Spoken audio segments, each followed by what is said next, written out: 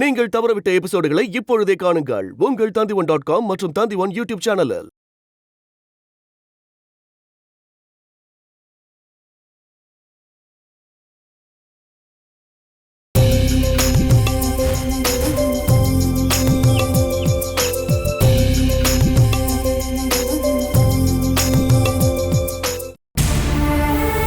நானும் எமியும் வேற எங்கேயாவது போயிடலாமான்னு யோசிக்கிறேம்மா. தாரா சொல்ற பழி சொல்லலாம் கேட்டுக்கிட்டு என்னால இங்க இருக்க முடியல. நீ கவலைப்படாதம்மா. நாங்க வந்ததுக்கு அப்புறம் ஒரு வாடகை வீட நம்ம பார்த்து அங்க குடி போயிடலாமா. அது வரைக்கும் நீ எப்படியாவது அங்க இருமா. என்னால அப்படி இருக்க முடியுமான்னு தெரியலம்மா. அந்த அளவுக்கு தாரா ரொம்ப மோசமா நடந்துக்கிறா. வீடும் பஸ்ஸும் கைக்கு வந்ததும் அவ கேரக்டர் இன்னும் ரொம்ப மோசமாயிடுச்சு. எனக்கு இதெல்லாம் முதல்லயே தெரியுமா. இருந்தாலும் நந்துவுக்காக தான் மானசி எல்லாத்தையும் அவன் பேருக்கு எழுதி வைக்கிறேன்னு சொன்னதும் நானும் எதுவும் சொல்லாம இருந்தேன். நீ இப்ப கவலைப்படாதம்மா. நீ அழுது புலம்பி எதுவும் ஆக போறதில்ல. நாங்க மட்டும் வந்துடுறோம்மா. அப்பா இப்ப எப்படி இருக்காரு? இப்ப பரவாயில்லம்மா. இருந்தாலும் இன்னும் கொஞ்ச நாள் ஆனதுக்கு அப்புறமா லாங் டிராவல் பண்ணலான்னு டாக்டர் சொல்லிட்டாருமா. நீங்க எப்பவும் அப்பா கூடவே இருங்கம்மா. இங்க நடக்கிற விஷயத்தெல்லாம் நினைச்சு அப்பா கிட்ட கவலைப்பட வேணாம்னு சொல்லுங்க. சரிம்மா, நான் அப்புறமா கால் பண்றேன். சரிம்மா.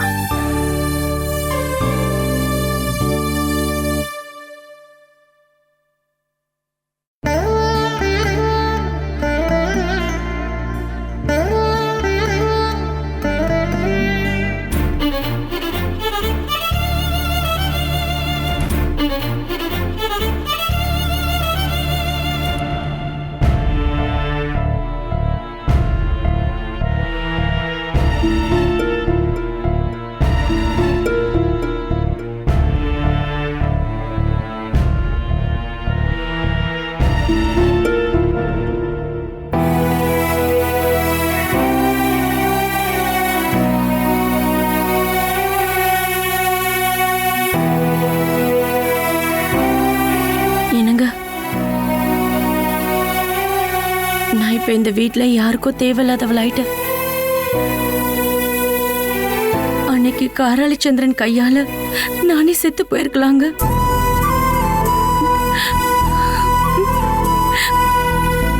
என்னால இங்க முடியலங்க. யாருமே இல்லாத மாதிரி தோணுது. அம்மா, நீங்க இப்ப தனியா இருக்கீங்கன்னு யாருமா சொன்னது? உங்க கூட தான் நான் இருக்கேன்ல. அப்புறம் எதுக்காகமா நீங்க கவலைப்படுறீங்க?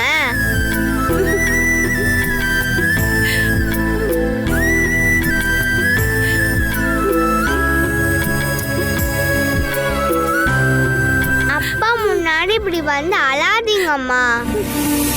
அப்பா ரொம்ப வருத்தப்படுவாரு.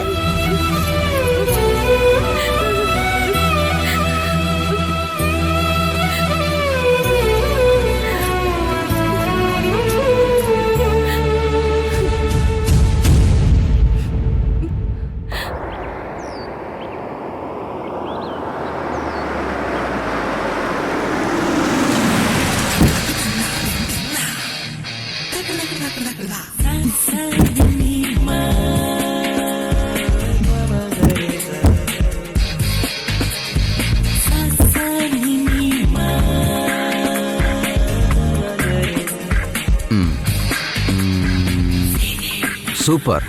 ஒரு படம் பண்றதுக்கு சூப்பரான கரெக்ட்னு. வாங்க நம்ம உள்ள போலாம்.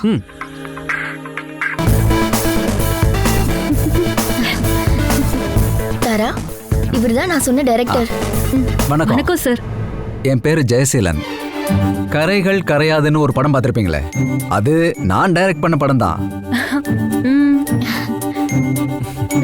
உட்காருங்க சார்.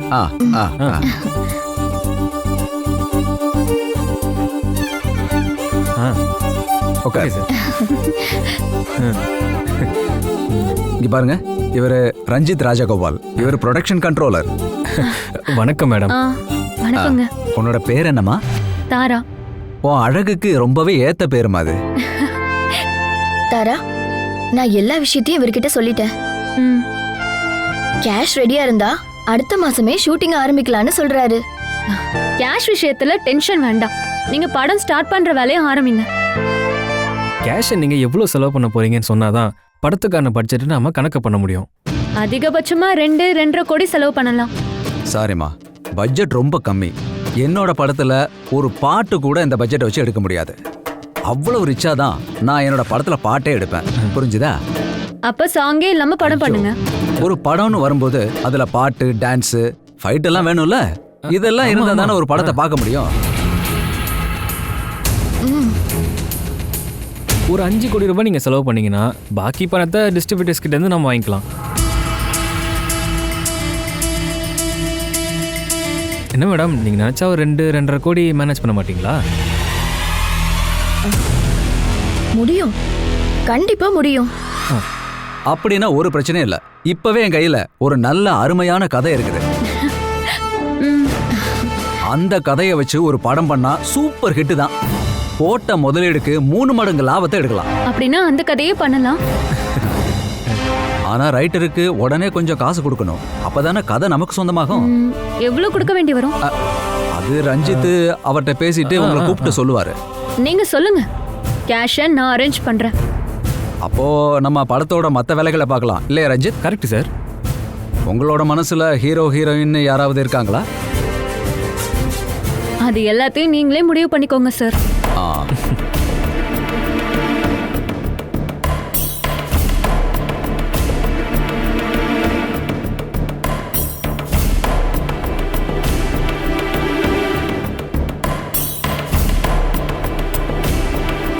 அது இப்போ டேட் ப்ராப்ளம் ஆகுமே.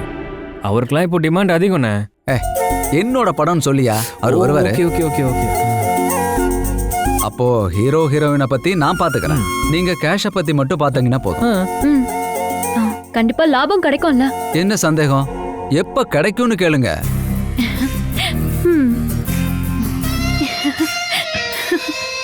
என்னோட கரைகள் கரைவதில்லை சினிமாவோட ப்ரொடியூசர் முன்னாடி தெருவுல சுத்திட்டு இருந்த ஆளு இப்ப பெரிய கோடீஸ்வரனா இருக்காரு. ஆமா,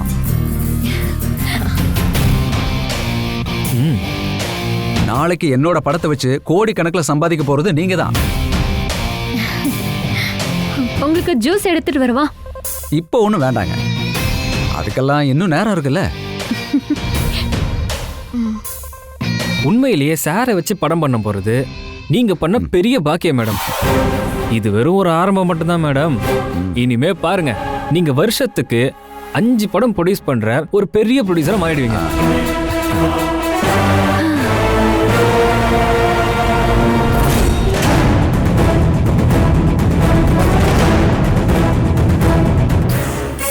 நீ ஏன் தர தேவையில்லாம சினிமா அது இதுன்னு? நான் சீக்கிரமா பணம் சம்பாதிக்கிற வழியை சொல்றேங்க. இப்போதைக்கு இதுதாங்க ஈஸி. அந்த டைரக்டரும் கண்ட்ரோலரும் என்ன சொன்னாங்க தெரியுமா? 5 கோடி ரூபாய் செலவு பண்ணா 3 மடங்கு லாபம் கிடைக்குமாங்க. வேற ஏதாவது பிசினஸ் பண்ணா இவ்ளோ பெரிய அமௌண்ட்டை லாபமா சம்பாதிக்க முடியுமா? நீங்க சொல்லுங்க, முடியுமா? முடியாதுங்க. அதுதான் சினிமா. ஐயோ தாரா, சினிமாக்காரங்க 1000 சொல்லுவாங்க. அதெல்லாம் கேட்டுக்கிட்டு நீ தேவையில்லாம பண்ணாத. கடைசியில கஷ்டப்பட போறது நீ தான் புரிஞ்சுக்கோ. எங்க இப்படி ஒரு நல்ல விஷயத்தை ஆரம்பிக்கும் போது ஆரம்பத்திலேயே இப்படி நெகட்டிவா சொல்லாதீங்க. ஒருவேளை இது நம்மளோட சக்சஸா கூட இருக்கலாம். சினிமால ஜெயிச்சவங்கள ரொம்ப கம்மி தாரா. பல பேர் பொண்டாட்டியோட தாலியை கூட வித்துட்டு போயிருக்காங்கன்னு தெரியல. அதனால யோசிச்சுதான் இந்த சினிஃபீல்டுக்குள்ள இறங்கணும் தாரா. நான் எல்லாத்தையும் பார்த்து யோசிக்கிறேன். படம் பண்றேன்னு சொன்ன டைரக்டர் சாரு ஆண்டிக்கு ரொம்ப தெரிஞ்சவராம். அதனால அவர்கிட்ட தாராளமா பொறுப்பை ஒப்படைக்கலாம். நமக்கு எந்த பிரச்சனையும் வராது. அந்த ஆளோட பேர் என்ன? ஜெய்சன். ஜெய்சன் ஸ்டீஃபனா. இப்படி ஒரு பேரை நான் கேள்விப்பட்டதே இல்லையே. நான் கேள்விப்பட்டிருக்கேன். அவர் படமும் நான் பார்த்திருக்கேன். காகித கப்பல் கவுந்துருச்சு. நல்ல படங்க.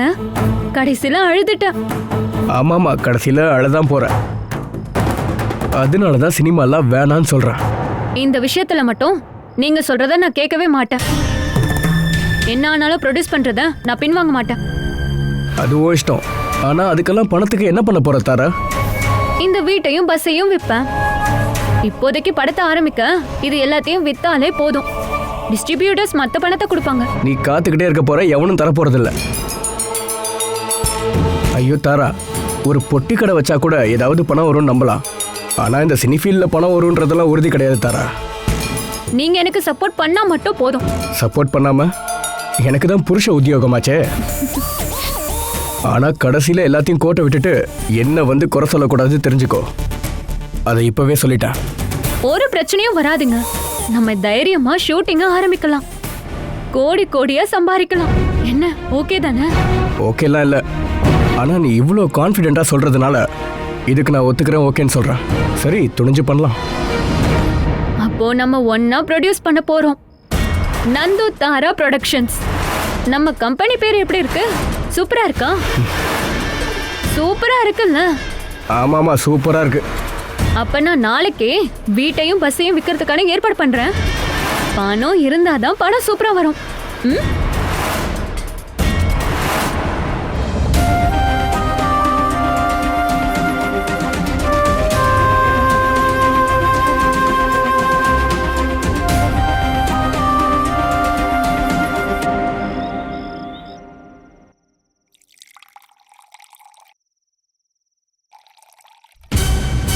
போதும் போதும்.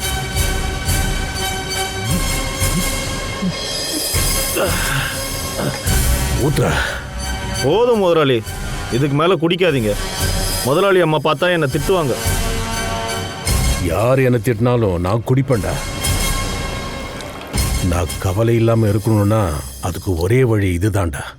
பாஸ் இறந்த கவலை உங்களுக்கு மட்டும் இல்லை முதலாளி, எனக்கும் இருக்கு. என்ன பண்றது, என் சந்திரன் பாஸை இப்படி குத்தி கொண்டுட்டாளே.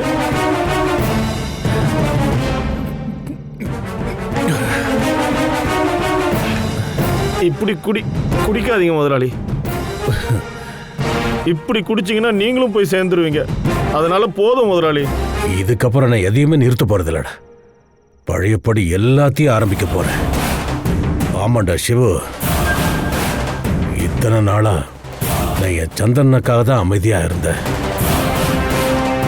அவனே போயிட்டால. இனி நான் யாருக்காகடா உயிரோட இருக்க போறேன்? என் மகன் போன இடத்துக்கு நானும் போக போறேன்டா. ஆனா அதுக்கு முன்னாடி சில பேரோட அழிவை நான் பார்க்கணும். என் பையனோட சாவுக்கு காரணமான மானசையும் துளசியும் நான் பரலோகத்துக்கு அனுப்ப போறேன். அப்பதான் என்னோட ஆத்மாவுக்கு மோட்சம் கிடைக்கும். அவனுக்கு அப்பனா இருந்துட்டு இது கூட செய்யலன்னா எப்படிடா? செய்யணும் முதலாளி. உங்க கூட எல்லாத்தையும் பண்ண நான் உறுதுணையா இருப்பேன். அது இந்தாங்க, அப்படியே இன்னொரு ரவுண்ட் அடிங்க. குடு.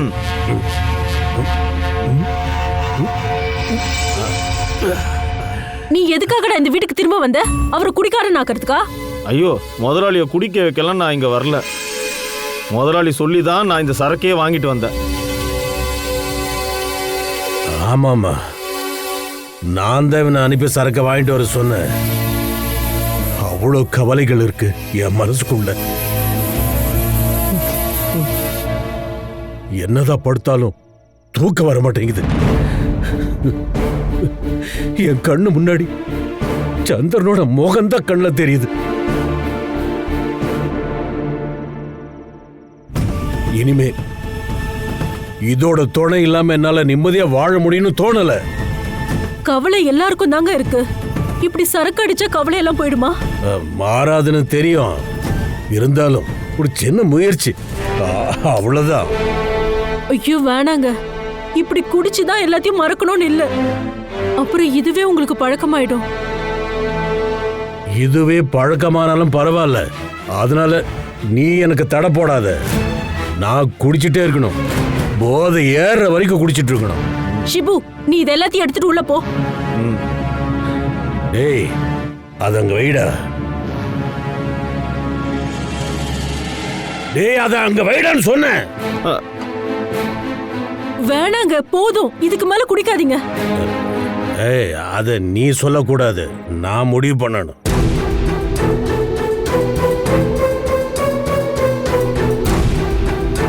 செத்து போனது ஏன் மகன்டி, அவன் ஓன் பிள்ளை இல்ல.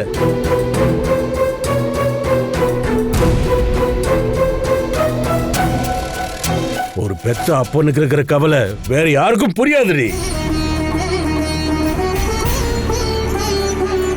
அதனால யாரோட உபதேசம் எனக்கு தேவையில்லை. அதை கேட்கிற நிலைமையிலும் நான் இல்ல. நீ தண்ணி ஊத்தாம ராவா ஊத்துற. ஊத்தவா? ஊத்துற.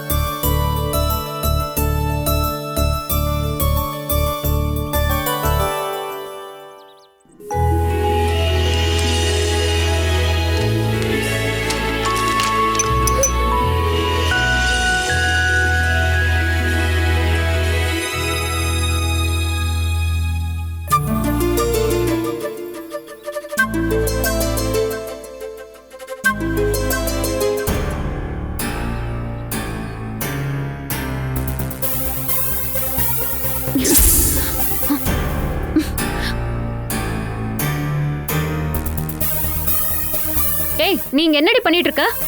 உன்னை யார் இங்க வந்து உட்கார்ந்து வரைய சொன்னா? காது ஒண்ணு கேட்கலையா? யார் சொன்னான்னு சொல்லு. நான் எப்பவும் இங்க உட்கார்ந்து தான் படம் வரைவேன். அதெல்லாம் அப்போ. இனி ஒண்ணும் வேண்டாம். இது இப்போ என்னோட வீடு. இந்த வீட்டை அசுத்தமாக்க நான் விட மாட்டேன். பெருசா படம் வரைய வந்துட்டா. ஒழுங்கு மரியாதையா தண்ணி எடுத்துட்டு வந்து இதெல்லாம் தொட.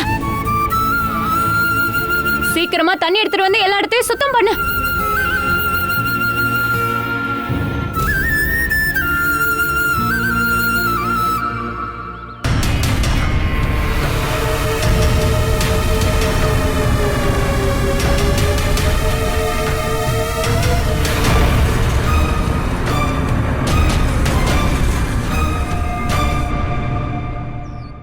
ஊத்திடி. முதல்ல ஊத்தி தொட. போ.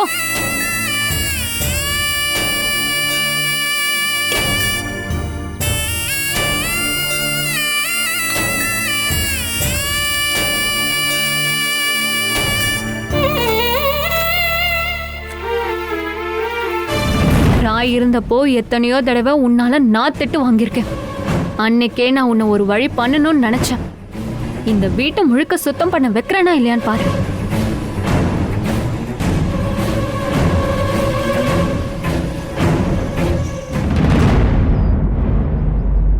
ஒழுங்கா சுத்தம் பண்ணு.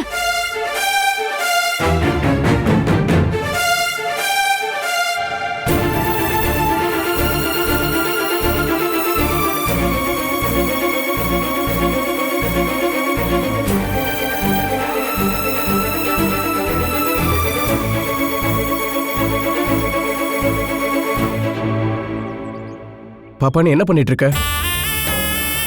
நான் படம் வரைஞ்சிருக்கும் போது கலர் எல்லாம் கீழே கொட்டிடுச்சு. தாரா ஆண்டி அதெல்லாம் துடைக்க சொன்னாங்க. என்ன தரா இது? குழந்தைய போய் இந்த வேலையெல்லாம் பண்ண சொல்லுவியா என்ன? அப்போ இவ தட்டி விட்டதெல்லாம் க்ளீன் பண்ண வெளியே இருந்து ஆளா வர சொல்லணும். இருந்தாலும் சின்ன குழந்தைல்ல. சின்ன குழந்தை. இவ பேசுற பேச்செல்லாம் நீங்க கேட்டது இல்லையே. பெரிய ஆளுங்களை விட மிஞ்சிருவா.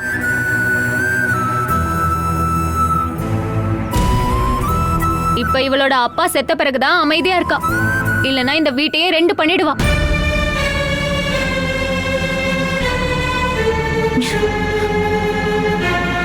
என்னடி லுக்கு?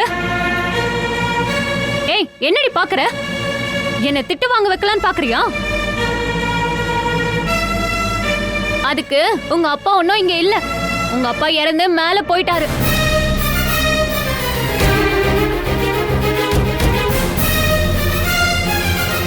தாரா, குழந்தைங்க கூட இப்படி எல்லாம் பேசக்கூடாது. அப்படியா? அப்ப எப்படி பேசணும்? அது ஒரு பேப்பர்ல நீங்க எழுதி தரீங்களா? அது மாதிரியே நான் பேசுறேன். குழந்தைங்க கிட்ட இப்படி எல்லாம் பேசக்கூடாதா?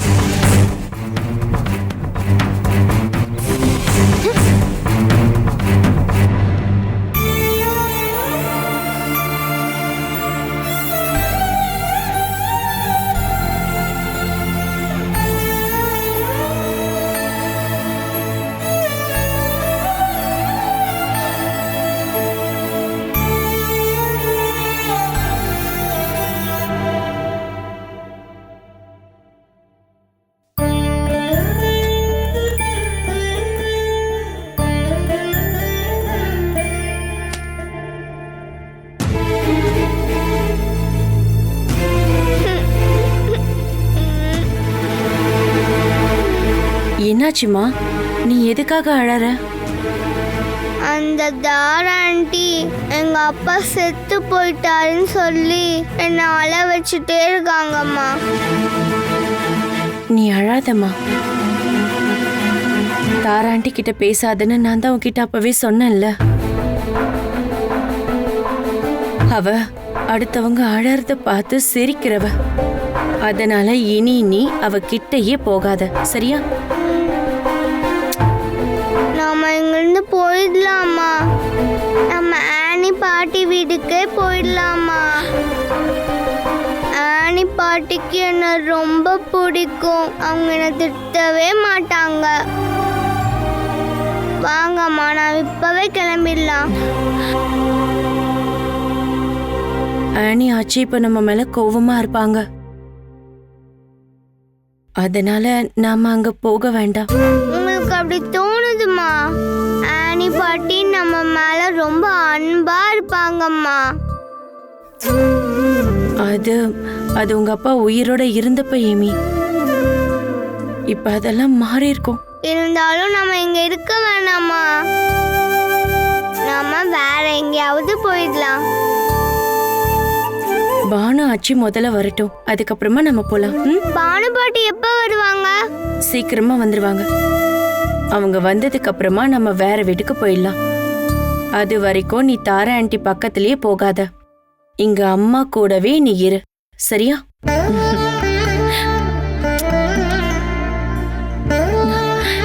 ஏமா உன் ட்ரெஸ் எல்லாம் ஈரமா இருக்கு? அது நான் தரையை துடைக்கும் போது நனைஞ்சிடுச்சு. உன்கிட்ட யாரு தரையை துடைக்க சொன்னா? தாரா ஆண்டி. நான் வச்சிருந்த கலர் கீழே கொட்டிடுச்சா, அதனால தண்ணி எடுத்துட்டு வர சொல்லி கிளீன் பண்ண சொன்னாங்க. இனிமே அவங்க உட்காந்து படம் வரையக்கூடாதுன்னு சொன்னாங்க. இனிமே நீ இந்த ரூம்லயே உட்காந்து படம் வரைஞ்சா போதும். கீழே நீ போகவே போகாத, சரியா?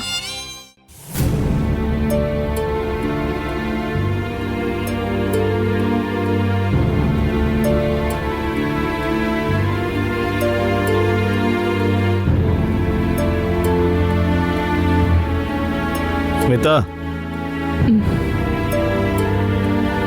நீ என்ன யோசனை பண்ணிட்டு இருக்க? சந்திரன் பாஸை பத்தியா? அப்படித்தான் இருக்கும். வேற யாரை பத்தி யோசிக்க போற? உன் குழந்தைக்கு அவங்க அப்பாவை பார்க்குற யோகம் இல்லைம்மா. இருந்திருந்தா பாஸ் இவ்வளோ சீக்கிரம் இறந்துருப்பாரா? நான் தான் அன்னைக்கே உங்ககிட்ட சொன்னேன்ல, சந்திரன் பாஸ் கிட்ட இருந்து பணத்தை வாங்கிட்டு எங்கேயாவது போய் நிம்மதியா வாழுன்னு சொன்னல. அப்ப நான் சொன்னதை நீ அவ்வளோ சீரியஸா எடுத்துக்கல. அன்னைக்கு நான் சொன்னதை நீ கேட்டிருந்தனா இன்னைக்கு நீ அழுதுகிட்டு இருக்க வேண்டிய நிலைமையே வந்திருக்காது.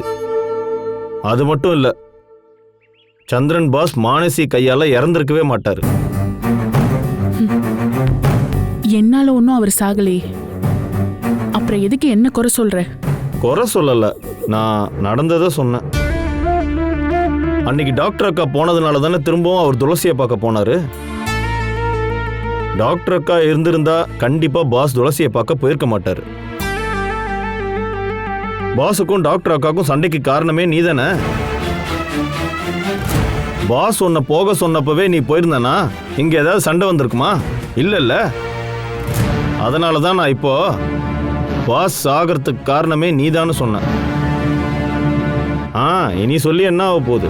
போறவர் போயிட்டாரு, நான் என்னத்த சொல்ல. சரி, உன்னோட அடுத்த பிளான் என்ன? குழந்தைய பெத்து இந்த வீட்டிலே வளர்த்து ஆளாக்கலான்னு முடிவு பண்ணிட்டியா? ஒரு விதத்துல பார்த்தா உனக்கும் அது லாட்ரி தான். பாஸ் உனக்கு கொடுத்துருந்தாலும் அதிகபட்சமா 10-15 லட்ச ரூபா கொடுத்துருப்பாரு. இப்ப என்னடானா காரளி சந்திரனோட சொத்தை உனக்கு பிறக்க போற குழந்தைக்கு முதலாளி எழுதி வைப்பேன்னு சொல்லிட்டாரு. அதனால சந்திரன் பாஸ் இறந்தாலும் உனக்கு அடிச்சது பம்பர் தான். அதுக்கு நீ எல்லா சாமிக்கும் நன்றி சொல்லணும். நான் காராளி விட்டு சொத்துக்கெல்லாம் ஆசைப்பட்டு இங்க வாழல. சந்திரன் அப்பா சொன்னாருன்னு தான். அப்புறம் எல்லாத்தையும் என் குழந்தை பேருக்கு எழுதி வைக்கிறேன்னு அவர் சொன்னாலும் நான் அதுக்கெல்லாம் ஒத்துக்க மாட்டேன். ஏன்னா எனக்கு தேவை என் குழந்தையோட அப்பா தான்.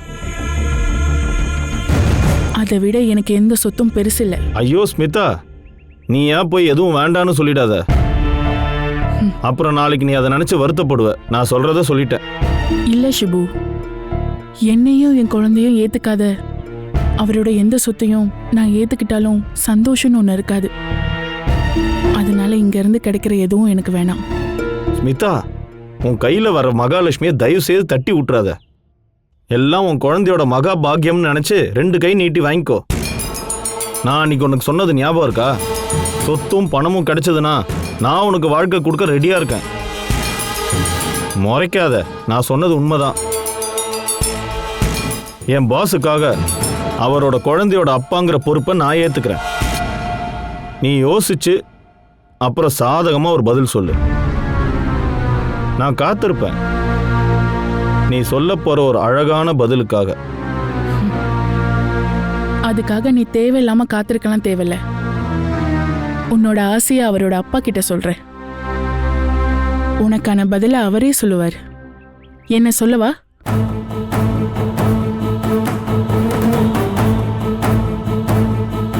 சொல்லவா? வேண்டாம். இதுக்கப்புறம் நீ என்கிட்ட இந்த மாதிரியெல்லாம் பேசக்கூடாது. இனியோட எல்லாமே ஸ்டாப் பண்ணு. இல்லைன்னா உனக்கு நான் சொல்ற பதில் என் கையால தான். அதை மறந்துடாத.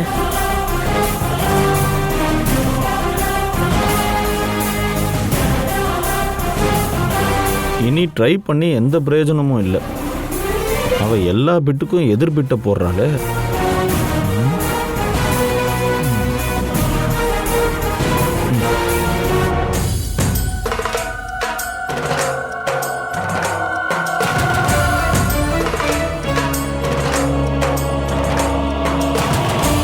வீடெல்லாம் நல்லா தான் இருக்கு. ஆனா நீங்க நினைக்கிற மாதிரி 5 கோடியெல்லாம் கிடைக்காது. கூடி போனா ஒரு 2, அதுக்கு மேல கிடைக்கிறது கஷ்டமா. 2 கோடி ரூபாய் கிடைச்சு பிரயோஜனம் இல்ல. ஒரு 3.5 ஆச்சும் வேணும். ஓ, அதுக்கு இங்க ஒண்ணுமே இல்லையே. அப்போ நான் வேற ஏதாச்சும் புரோக்கர் கிட்ட சொல்லிக்கிறேன். நீங்க யார்கிட்ட சொன்னாலும் நான் சொன்னதுக்கு மேல சல்லி பைசா தேராது. 2 ரூபா போதும்னா 1 வாரத்துக்குள்ள இந்த வீட்டை நான் முடிச்சு தரேன். எதுக்கும் நான் முதல்ல அவர்கிட்ட பேசுறேன், அப்புறம் உங்ககிட்ட சொல்றேன். போதும், யோசிச்சு சொன்னீங்கன்னா போதும். சரி, நான் வரட்டுங்களா?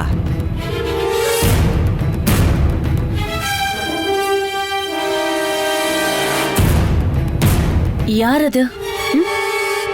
வீட்டை பார்க்க வந்த புரோக்கர். நீங்க இந்த வீட்டை விற்க போறீங்களா? ஆமா. இந்த வீட்டை விற்க வேணாம் தாரா. அப்புறம் வீட்டை பார்த்துக்கிட்டே இருந்தா ஏதாவது பிரயோஜனம் இருக்கா? நாங்க ஏதாச்சும் பிசினஸ் பண்ணோம்னா கையில முதல்ல பணம் வேணும். அதுக்கு இப்போதைக்கு இந்த வீட்டை விற்காம முடியாது. வீட்டை விற்க நந்து ஒத்துக்கிட்டானா? ஓகே சொன்னதுனால தானே புரோக்கர் வந்து பாக்குறாரு. அவன் கிட்ட வீட்டை விற்க வேணாம்னு சொல்லு தாரா. அப்பாவும் அம்மாவும் ரொம்ப வருத்தப்படுவாங்க. அவங்க வருத்தப்படுவாங்கன்னு நினைச்சா நாங்க முன்னேறவே முடியாதுங்க. எங்களுக்கு இப்போ பணம் ரொம்ப அர்ஜென்ட்டா தேவைப்படுது. அப்படி என்ன அவசரம் தாரா? அது எதுக்கு உங்ககிட்ட சொல்லணும்? எங்களுக்கு 1000 தேவை இருக்கும். இருந்தாலும் அப்பாவும் அம்மாவும் இங்க வரதுக்கு முன்னாடியே வீட்டை விற்க போறீங்கன்னு சொன்னா அது அவ்வளவு நல்ல விஷயமா எனக்கு தோணல. அப்படியே விற்கிறதா இருந்தாலும் அவங்க வந்ததுக்கு அப்புறமா அதை சேல் பண்ணுங்க. அவங்க வர வரைக்கும்லாம் என்னால காத்துட்டு இருக்க முடியாது. நாளைக்கே யாராவது வந்து வாங்குற மாதிரி காசு கொடுத்தா நாளைக்கே வித்துருவேன். ஏன்னா அந்த அளவுக்கு அர்ஜென்ட்டா பணம் தேவைப்படுது. அதெல்லாம் உங்களுக்கு இப்ப சொன்னா புரியாதுங்க.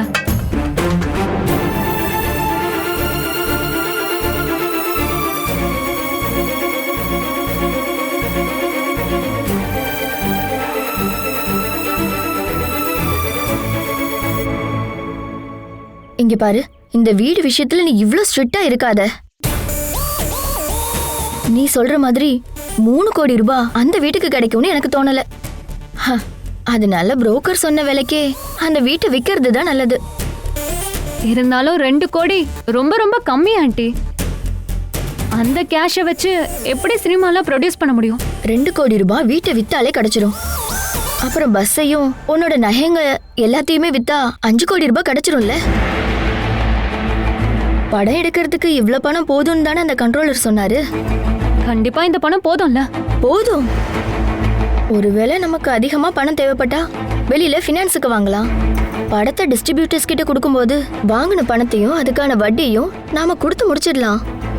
டிஸ்ட்ரிபியூட்டர்ஸ்லாம் ஈஸியா வருவாங்கல்ல. அதெல்லாம் கண்டிப்பா வருவாங்க. நம்ம டைரக்டர் சாதாரணமான ஆள் கிடையாது. ஃபிலிம் இண்டஸ்ட்ரியில ஜெய்சீலனுக்கு தனி பேர் இருக்கு. ஆனா நந்து இப்படிப்பட்ட பேரை கேள்விப்பட்டதே இல்லைன்னு சொல்றாரு. உண்மையை சொல்ல போனா நானும் அவரை பத்தி கேள்விப்பட்டதே இல்லை. அந்த விஷயத்த நான் நந்து கிட்ட சொல்லவே இல்லை. இந்த விஷயத்த சொன்னா ப்ரொடியூஸ் பண்ண ஒத்துக்கவே மாட்டாரு. நீ பயப்படாத. ஜெய்சீலன் எனக்கு ரொம்ப தெரிஞ்சவரு. அவர் கண்டிப்பா உன்னை ஏமாத்த மாட்டாரு. ஆண்டி, நீங்க சொன்ன வார்த்தையை நம்பிதான் நான் இந்த சினிமா எடுக்கிறேன்.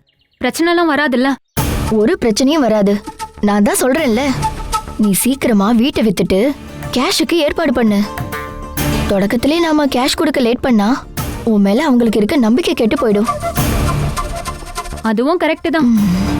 அந்த கண்ட்ரோலர் கால் பண்ணப்ப 50 லட்சம் ரூபாய் உடனே கொடுக்கணும்னு சொன்னாரு. இந்த வாரத்துல அதை எப்படியாச்சும் ரெடி பண்ண முடியுமான்னு பாக்குறேன். நீ அந்த புரோக்கருக்கு கால் பண்ணி 50 லட்சம் ரூபாய் அட்வான்ஸ் வேணும்னு சொல்லு. அந்த பணத்தை வாங்கி நம்ம கொடுத்துடலாம். சேலை கன்ஃபார்ம் பண்ணாதானே பணமே கொடுப்பாங்க. 3 கோடியாச்சும் நம்ம ட்ரை பண்ணி பார்க்கலாம். அது வரைக்கும் வெயிட் பண்ணலாம். ஐயோ தாரா, இந்த காலத்துல இந்த வீட்டை வாங்க வர்றதே பெரிய விஷயம். அதனால இப்ப வந்து பார்ட்டியை விட்டா உனக்கு தான் ஆபத்து. அந்த வீட்டோட வரலாறு தெரிஞ்ச யாரும் மேலைப்பாட்டு வீட்டை கண்டிப்பா வாங்க மாட்டாங்க. அது ஒரு ராசியே இல்லாத வீடு. அது மட்டும் இல்ல, இப்ப அந்த வீட்ல 2 கொலையும் நடந்திருக்கு. அதனால அந்த வீட்டை யாரும் வாங்க மாட்டாங்க. அதனால 2னா 2 வித்து காசை வாங்க பாரு.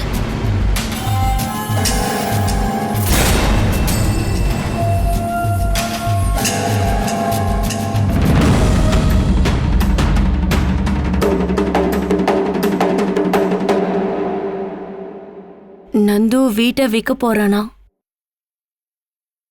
அப்பா வர வரைக்குமாவது வெயிட் பண்ணுன்னு சொல்லியும் அவன் கேட்க மாட்டேங்கிறான்.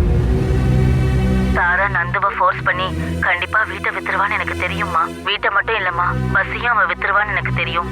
அவ அவ்வளவு மோசமானவ. அப்பாவுக்கு இது தெரிஞ்சா வருத்தப்படுவாரு. பாவம், வீட்டுக்கு வரலான்னு ஆசையா இருப்பாருல்ல. வீட்டை வித்துட்டோன்னு கேள்விப்பட்டா அப்பா அப்படியே உடஞ்சிருவாரு. எனக்கும் அதுதாம்மா கவலை. அம்மா அம்மா அனி பாட்டி வந்திருக்காங்க. எங்கம்மா? கீழே உட்காந்துருக்காங்க. அம்மா, நான் அப்புறமா கூப்பிடுறேன்.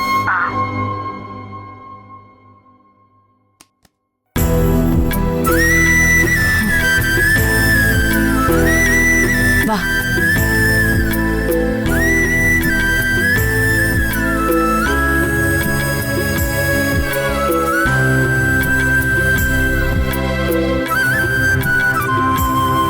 அத்தை என் மேல கோவமா இருப்பாங்களாங்க?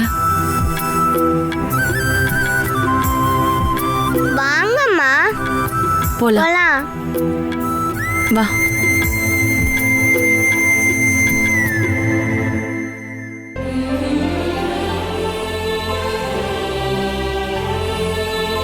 வா.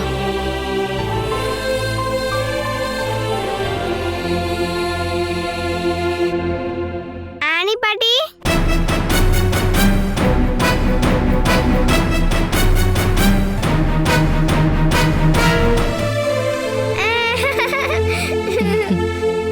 நல்லா இருக்கியாம்மா?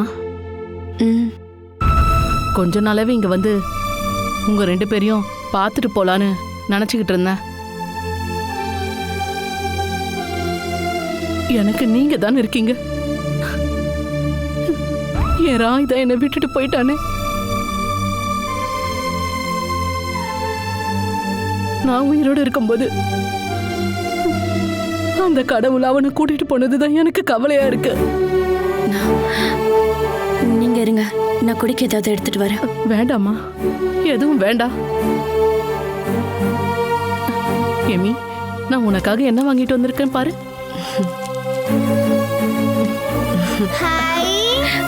ஆச்சிக்கு ஒரு முத்தம் கொடு.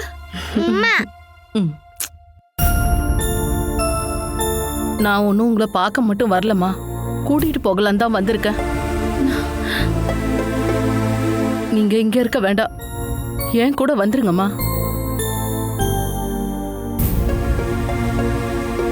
ராய் சாகிறதுக்கு முன்னாடி கால் பண்ணப்போ கூட என்கிட்ட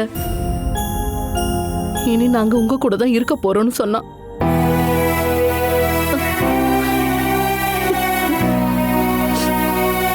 கோயம்புத்தூருக்கு டிரான்ஸ்ஃபர் கூட ரெடி ஆயிடுச்சுன்னு சொன்னா. அவன் நம்மளை விட்டு போயிட்டான்.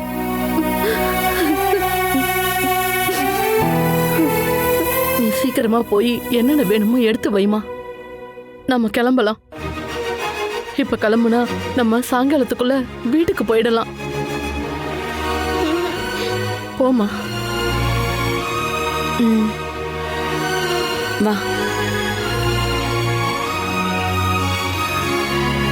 கர்த்தரே, நீ தான் குழந்தைகளை காப்பாத்தணும்.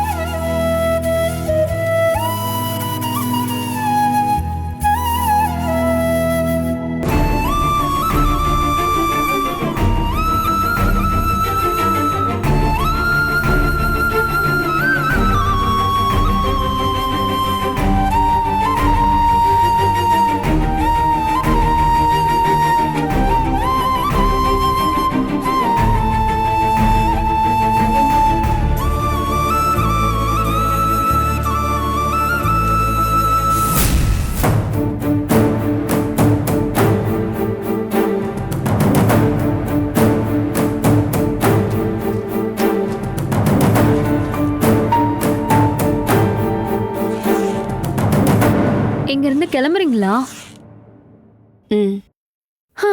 ஒரு விதத்துல அதுவும் நல்லதுதான்.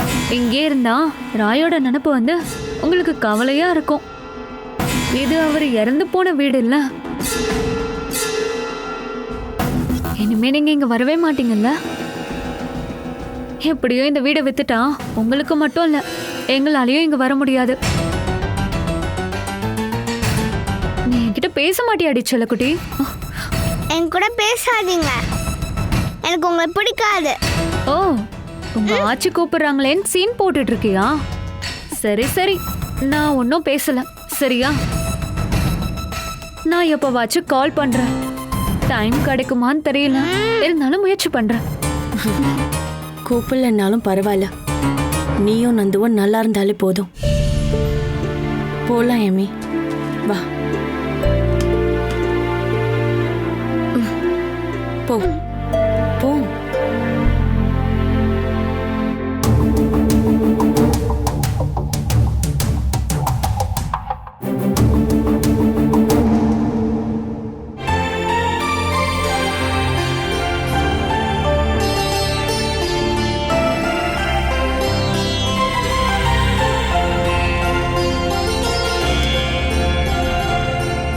எல்லா திங்ஸையும் எடுத்துட்டியாமா? எடுத்துக்கிட்டேன். சூட்கேஸ் என்கிட்ட கூட. வாடா, வா. நாங்க கோயம்புத்தூருக்கு கிளம்பிட்டோன்னு நந்து வந்தா அவன்கிட்ட சொல்லிடு. சொல்றேன்.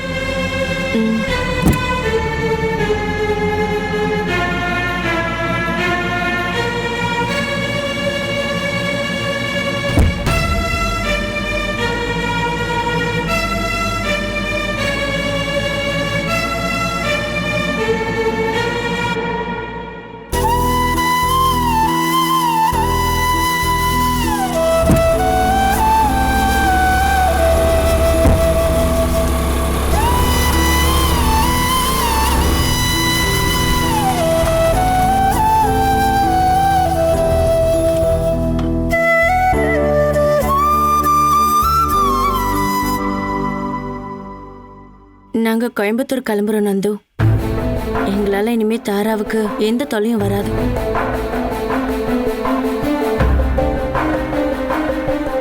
நந்து, ஒரே ஒரு வேண்டுகோள் தான். அப்பாவும் அம்மாவும் வர வரைக்கும் நீ இந்த வீடை விற்காத.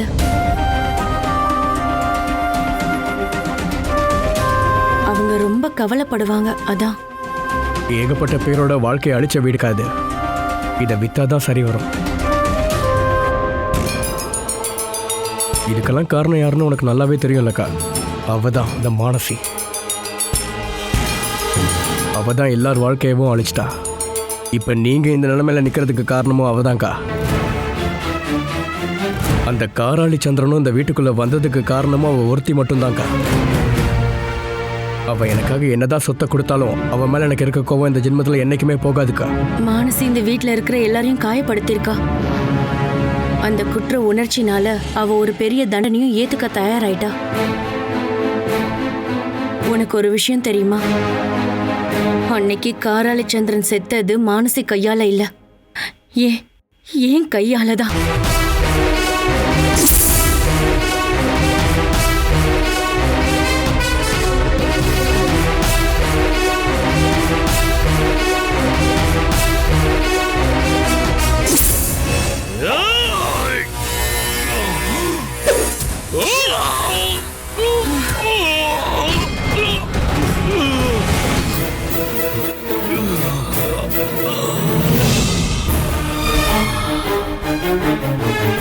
துளசி, என்னாச்சு துளசி? எனக்கு அந்த ஆளு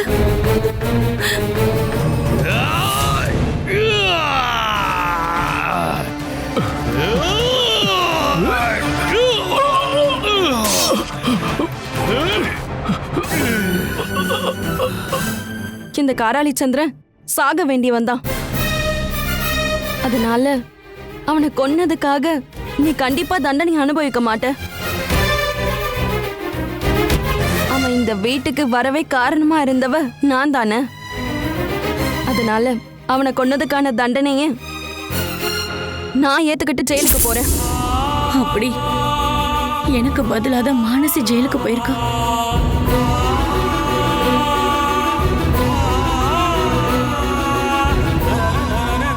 இத நான் உன்கிட்ட சொன்னது நீ மட்டும் தெரிஞ்சுக்கதான். தாராக்கு கண்டிப்பா இது தெரியக்கூடாது.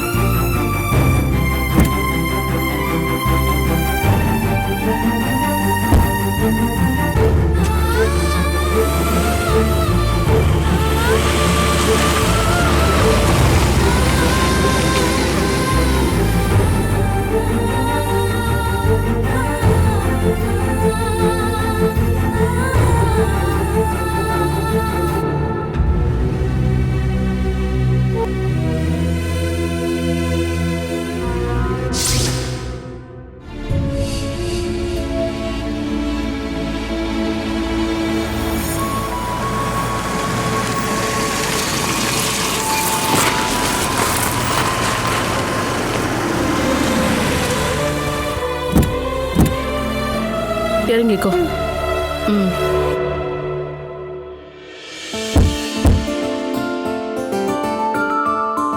மேடம், வாமா, உள்ள வா.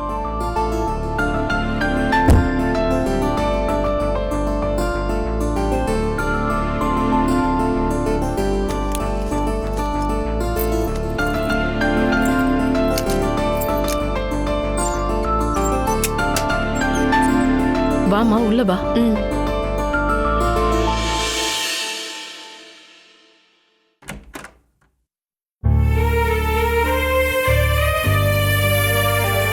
என் பையனோட ரூம் இது. வா.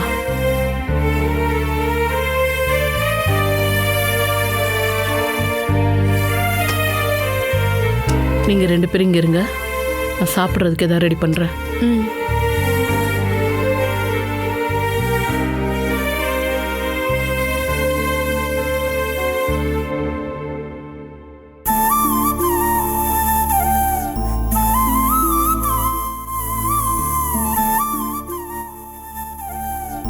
Catch us on TV, Tandivan.com, Facebook and YouTube.